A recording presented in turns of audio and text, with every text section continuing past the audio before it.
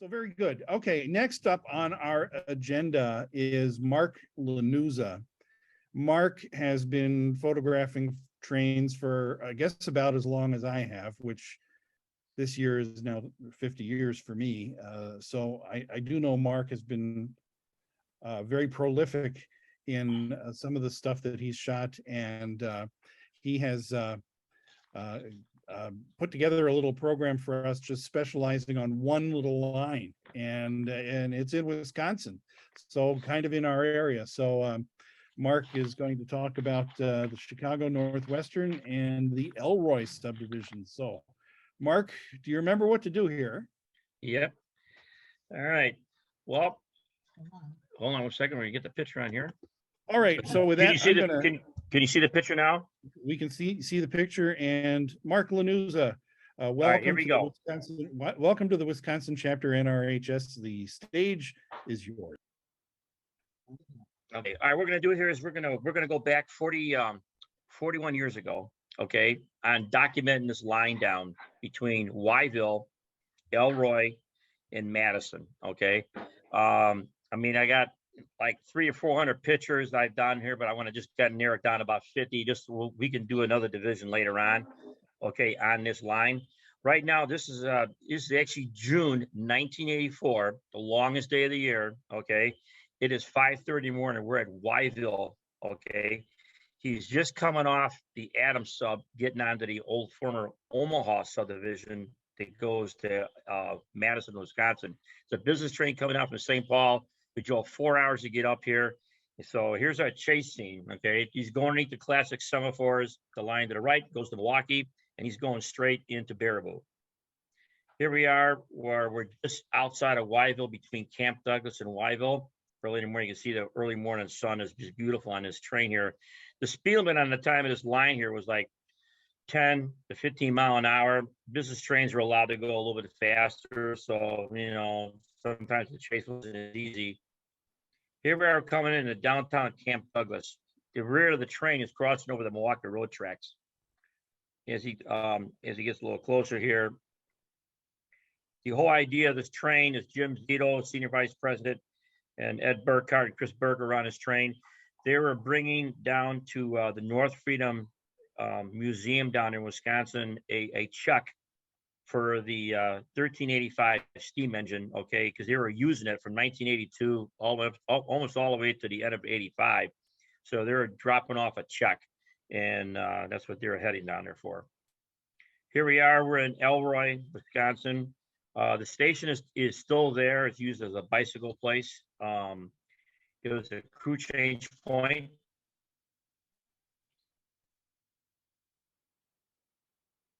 As we got in our car, the speed limit got a little bit faster for the train, so we had to really like haul, if you want to say it. So here we are. We jumped out of the car, went through thousands of bushes of poison ivy and infested mosquitoes to get this shot. He's coming on a curve here at Rock Springs.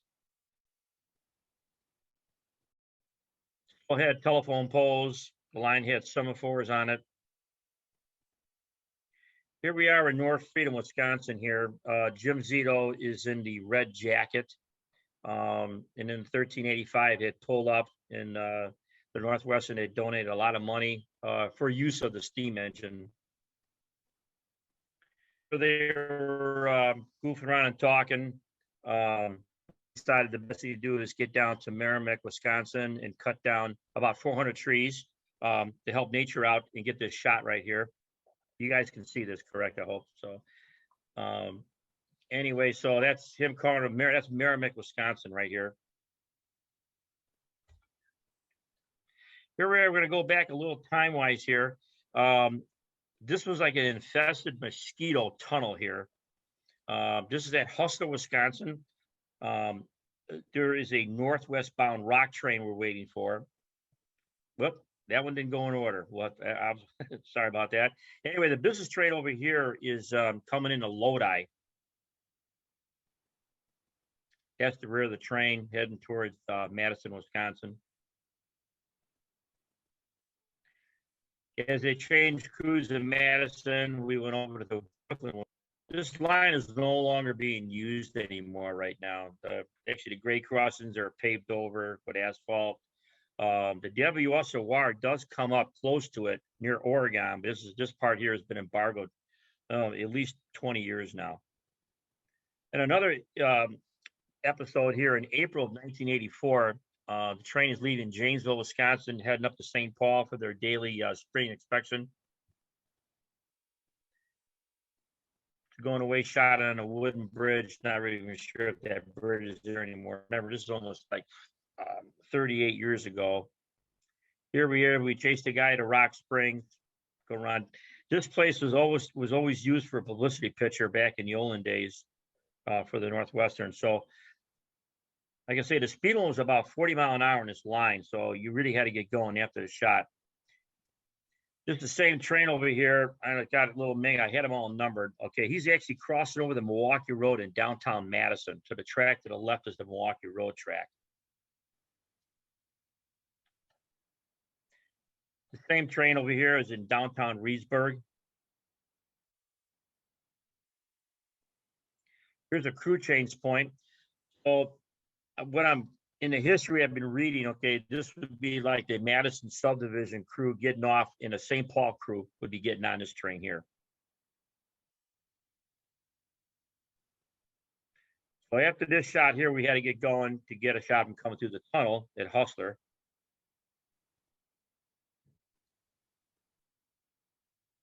Going away shot. There's a bicycle path today. I haven't yet to ride on this yet. I need to get in shape and do that. Here we are after he picked up his orders. They were still using train orders back then. As you can see, his hand is leaning out the window, arm is grabbing the orders. And then he heads on to the, this would be called the Adams Sub. That's inside the Wyville Tower.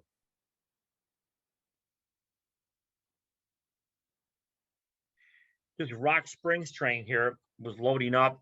The humidity was so thick this day. It felt like it was today. About 100%, about 100 degrees outside. But this is beer drinking weather and a fine way to chase a train. Here we are leaving Rock Springs. You can see the humidity in the air, pretty thick. This guy was heading to St. Paul. At this time, the line was a through route from Chicago all the way to St. Paul. Sometimes the trains would veer off to the left and go to Winona and Waseca, Minnesota. Here we're going back to the tunnel shot here.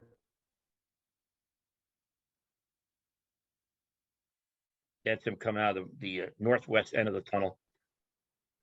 This was not an easy climb to get down, and I was in my 20s back then. Would I do it again? Of course. Anyway, on this shot over here, they actually had two trains going on at the same time.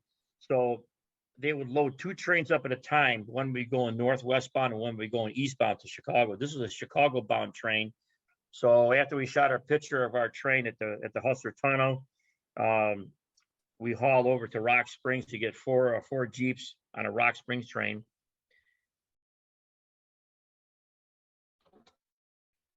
Got to the ferry and got them going across the Merrimack Bridge.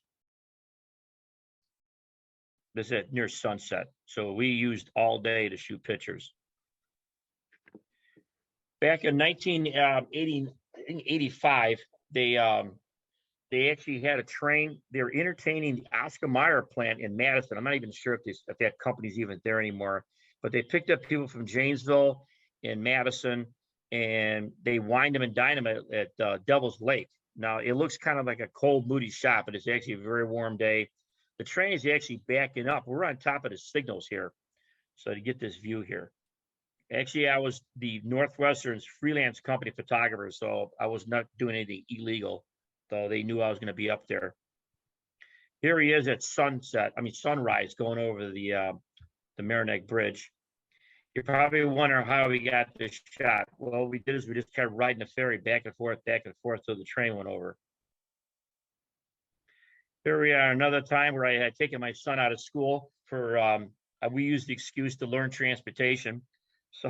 So I took him out. We drove all the way to Devil's Lake to get a shot of the train at the park here at Devil's Lake here. Here's a northwest bound at Sunset. He's going through downtown Hustler, Wisconsin, with the old time wigwag signals. Here we climb on top of a telephone pole, and we got him crossing over the Milwaukee Road tracks at Camp Douglas. This would be the going away shot.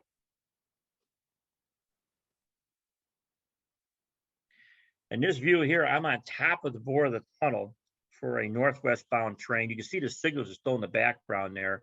So this is, I mean, it looked like the rainforest he was going through here.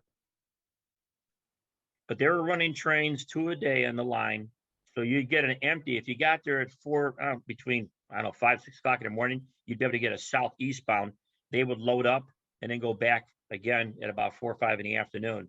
And the same as the other end. So technically you had, 2 trains, one going to Madison and Chicago and the other one going back up to St. Paul. Here we have a regular scheduled freight. It's called 532. It went between Madison and Elroy. So here they are picking up cars on one track, and then they picked up empty Rock Spring cars on the left-hand track. So we ended up following this guy back to Madison. As you can see, the regular 532 freight's on the left, and they were loading up a Rock Spring train to go to Chicago on the right-hand side. It was actually a very busy time back then.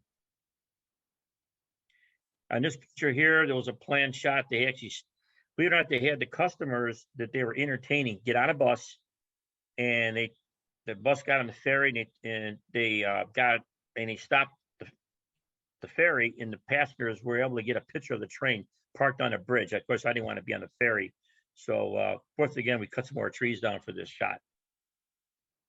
Here we have train 532 going through Lavelle. This would be between Reedsburg and Elroy. This is a bicycle path today. Like I say, I want to kind of stay in the Madison area no farther than this. This is an eastbound train 576. This was a train that ran 7 days a week between Madison and Chicago. Here he is going through the deep cut. I think I'm on Interstate 12. I would not think of doing this today, but back then traffic wasn't as bad. It's coming into Janesville, Wisconsin. The whole line had semaphores, so it was a pretty cool line to follow. This train was heading to Chicago. Here we have a loaded rock train going past the Bearwood train station. From what I understand, they're rehabbing the station with a lot of fun. So they're trying to bring it back the way it was when it was built around 1900s. Here we have a train crew. They're changing crews in Madison Yard, 1986. And a different time in 1989. It was a busy place back in Madison. Here's our shot here near, it's actually the golden time. It's about 8 o'clock at night. He's heading back into Chicago. And we had just got off the ferry to get this picture here. Here's a train going through Lavelle, Wisconsin. This would be just outside of Elroy. As you can see, we had this train was empty to be loaded in Rock Springs. You can see it had 4 units and a caboose behind her. So what would take place here is this train would be divided up. You get to Rock Springs, one end would go to St. Paul, and then the other end, when it got loaded, would go back to Chicago. Here we got this train, we're chasing it to Reedsburg. Here's train this would be 531. This would be the northwest bound. He was coming in at Elroy.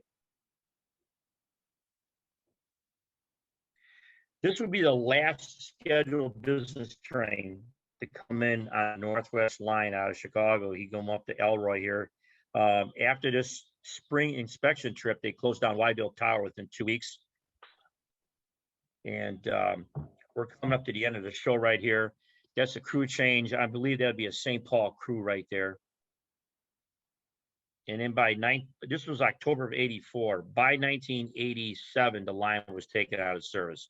So there's no more business trains anymore. The semaphores that come out. That would be Ed Burkhart to the left. These would be other executives over here for the Northwestern. This would be the type of a exclusive fan trip or a business trip where tracks would come out after they left. And that is my program. I actually got that done faster than the 15 minutes, so hope that's okay. Wonderful, Mark Llanuza. Thank you very much. Hey, any questions? Anybody's got any questions? Thank you, Marshall. Round of applause for you, Mark. Anybody I have a for, question. go ahead. Yes. Well, Mark, we've been friends for a pretty decent amount of time, and as a gesture to solidify our friendship, I think you should just send us all the slides and Just you give know, you the slides. just to solidify our friendship. Well, you know, to keep our friendship strong, I am gonna actually just so it's on bonded. I'm gonna send a whole carousel over to you. There's gonna probably be 4 carousels, but I'll get you the first one, and if you okay it, I'll send you the rest. Okay.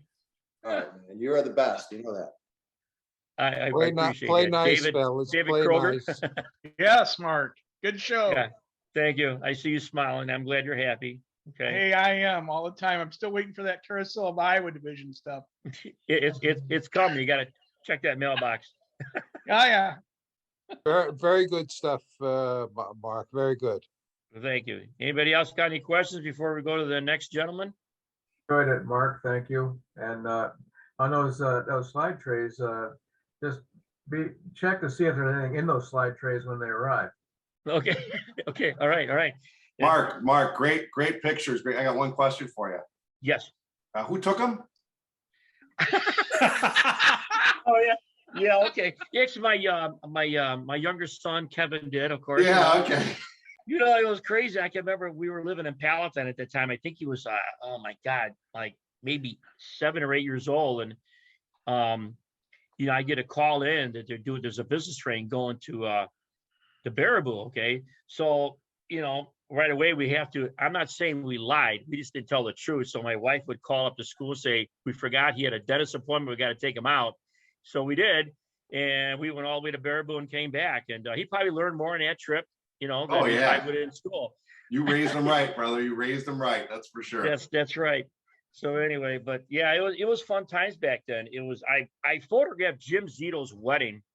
So after that happened in June of 1981, him and I hit it off on a really nice business relationship. So like, I always got information on every business train that went up there. So I kind of like took advantage of his hospitality of information. So anyway, so okay, I'm glad you guys enjoyed that. Okay.